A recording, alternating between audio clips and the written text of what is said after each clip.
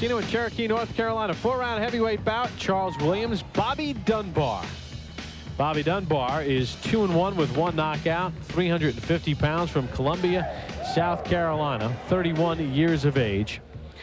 And he last fought in 1997, a first-round knockout of Martin McKnight. His opponent is Charles Williams, 228 pounds, 34 years of age, from Asheville, North Carolina. He turned pro back in 1993, and he is 1-0. So this one is going to be interesting. There's no scouting report for this. No, it can't be as bad as that heavyweight travesty we had last week. Well, Bob, both guys are competing with each other. How long they can be inactive, how long they can be off before they fight. Dunbar, you said, been off 2 years and 10 months.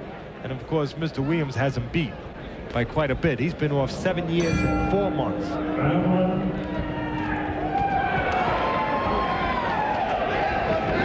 All right, Dunbar in the black trunks, Williams in the purple. Of course, Dunbar has been knocked out one time.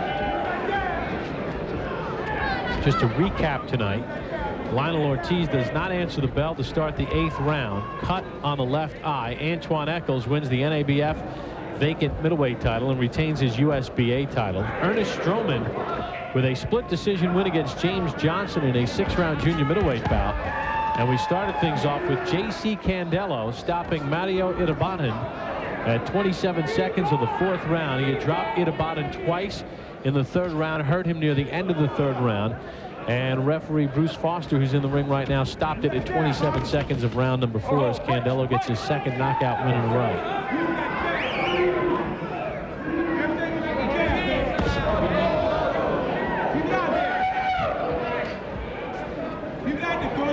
Because Williams the faster man. You don't need me to tell anybody that. And he's using that speed right now. What he should be doing, obviously, and again, I don't think anyone needs me to tell him, he should be using those legs, using that speed, getting off, moving to the side, keeping Dunbar from being set to punch.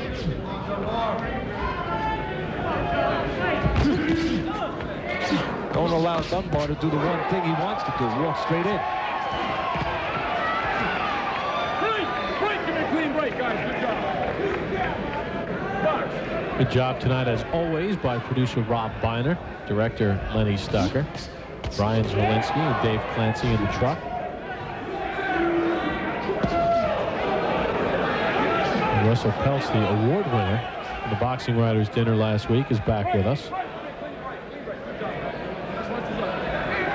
Won the James J. Walker Award for long service in boxing, meritorious service,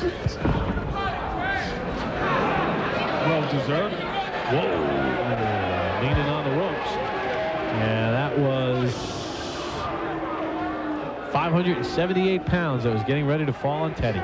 More importantly, I was going to say, it's where it was. Not how much it was, where it was. It was above me. That's why I always try to offer words of encouragement to the guys that set up the ring. Yeah. Before we go on the air, I always you become friendly with them. make sure they have the ropes nice and tight. Well, Williams and Dunbar slapped their way to the end of round 1.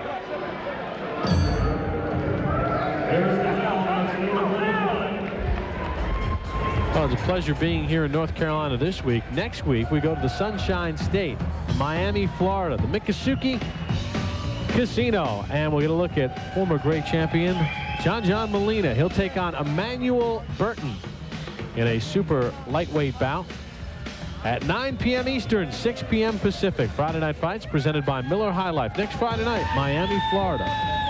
Hope you can join us. John Molina still plugging along. And Teddy, some A1 flailing.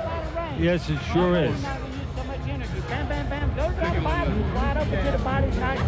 A little pushy. Step out of range.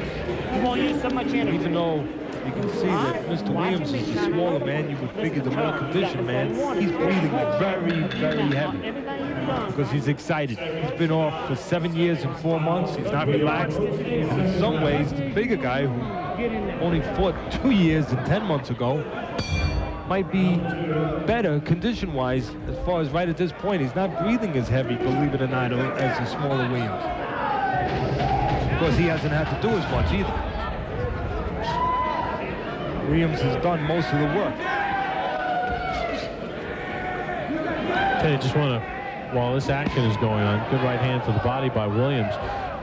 You really liked what you saw tonight in the improvement of Antoine Eccles with Joe Goosen, didn't you? Yeah, I really did. I wouldn't have said it otherwise. I really felt that he showed me an improvement in a couple of key categories, a couple of key areas.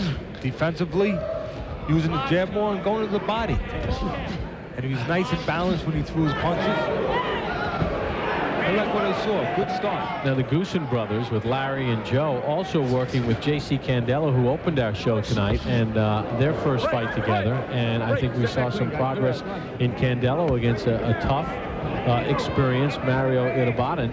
And Candelo, who had the win against Jones on St. Patrick's Day here on Friday Night Fights, looked like he got even better tonight. Yeah, he's been in with some pretty good fighters the last few fights too, and he's gaining confidence. That win against the 16-0 Gary Jones in his last fight, as you mentioned, really's gone a long way. You could see that he was more confident, he was more the boss tonight, instead of just hanging out waiting for something to happen. He was taking charge. In other fights, we saw him using his jab, but he wasn't taking charge. Tonight, he looked like he knew exactly what was going to happen, what he was going to make happen. Well, you see that Bobby Dunbar is a big guy on the black trunks. I mean, he makes the 228-pound Williams look like, you know, a junior feather in there.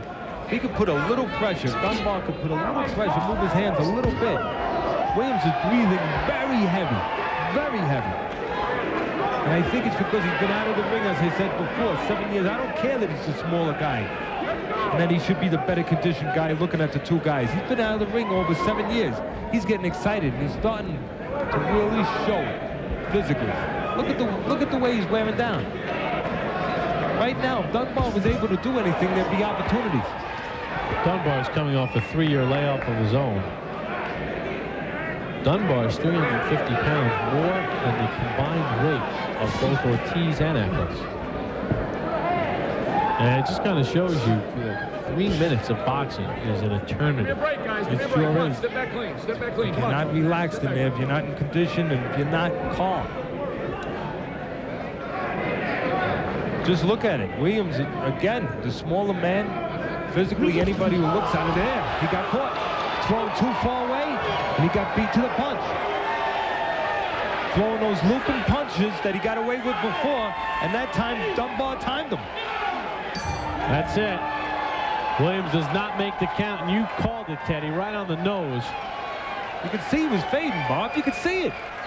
7 years out of the ring, and Charles Williams was out of gas through one round of this fight. And you mentioned if Dunbar was busy, he'd get him, and he got him. Sure did. He sure did. He threw at the right time. Williams was thrown from a little too far away because he was desperate, he was tired, he was out of control, and he allowed himself to be in a position where Dunbar could time him. 3 minutes of round number 2, and we'll get a look at the knockdown, knockout, Very sayonara. simple. You're going to see it. Reaching in with a right hand, he gets beat with a right hand. Bada bing. Here it is again. Going to reach in with the right hand with his left hand down. And you know what? Dunbar, to his credit, he saw it. He had good vision there, and he stepped in. And he did what you see right there. Timed the right hand. 2 minutes of round number 3. Bobby Dunbar stops Charles Williams. Antoine Eccles